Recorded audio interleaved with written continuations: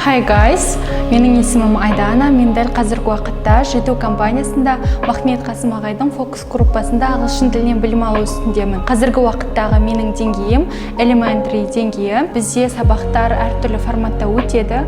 Сол себепті де ағылшын тілін мен дәл қазіргі уақытта өте эффективті түрде үйреніп жатырмын деп айта аламын. Қасым ағай бізде сабақта ойын форматында, музыкальный форматта өткізеді.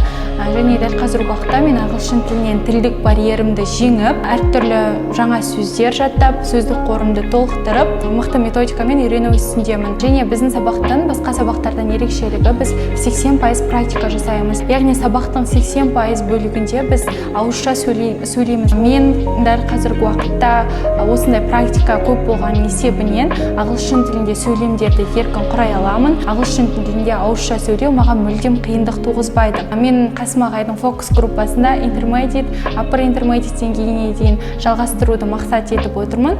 Бұйырса болашақта шетелге барып оқу үшін мен ағылшын тілін әр сабағын өте қатты күтемін, өте қатты үй тапсырмаларын асқан ыждахаттылықпен орындаймын. Қасым ағайдың фокус группасына рахмет.